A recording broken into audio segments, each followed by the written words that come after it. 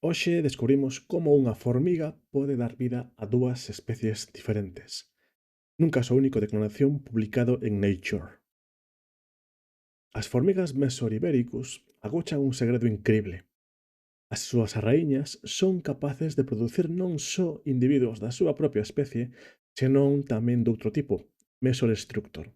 En definitiva, unha soa nai pode dar lugar a fillos pertencentes a dúas especies distintas. Os científicos analizaron centos de formigas en diferentes lugares de Europa.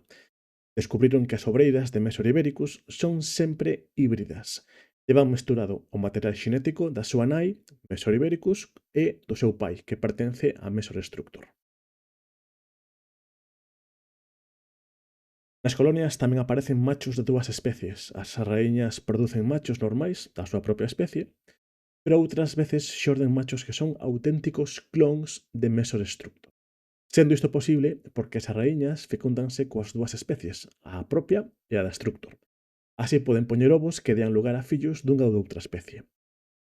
Para ver un pouquiño máis en detalle como é esta liñaxe, esta fecundación cruzada, podemos acudir ao artigo oficial, ao que está publicado en Nature, ou no compartir por aquí, e podemos botar unha ollada a un diagrama que teñen moi instructivo, que penso que pode clarificar como funciona todo isto. Bueno, como vedes, este é o artigo en Nature, como dicía, que podedes botar unha ollada bastante amplo.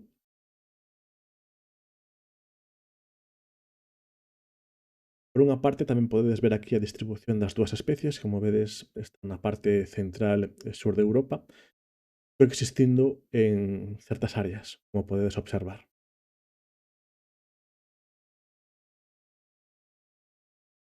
Para agora un pouquiño máis entender como funciona todo isto, temos este gráfico que é moi interesante.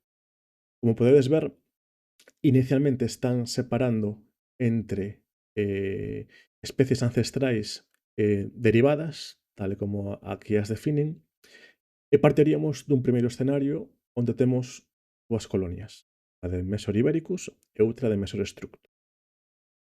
Por suposto, a Mesorestructor ela se vai a reproducir como calquera outra especie de formiga, a raíña, fecundada por machos da súa propia especie, vai a dar lugar a obreiras, outras raíñas e tamén, por suposto, machos.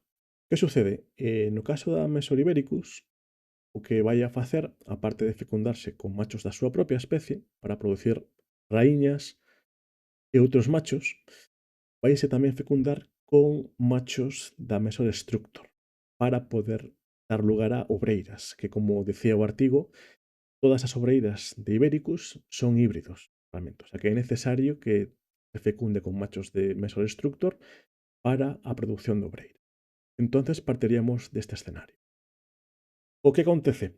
Pois xa esta obreira fecundada por ambas especies, ela, pois, o material xenético da propia especie, pois, igual que no caso anterior, vai seguir dando lugar a máis raíñas, a machos, por suposto, as obreiras híbridas, pero vai a producir tamén ao mesmo tempo machos de Structor que son clóns, utilizando únicamente o material xenético que foi fecundado.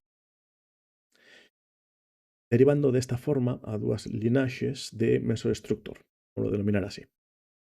Que sería o tipo salvaxe, que aquí o está denominando, e o tipo clónico.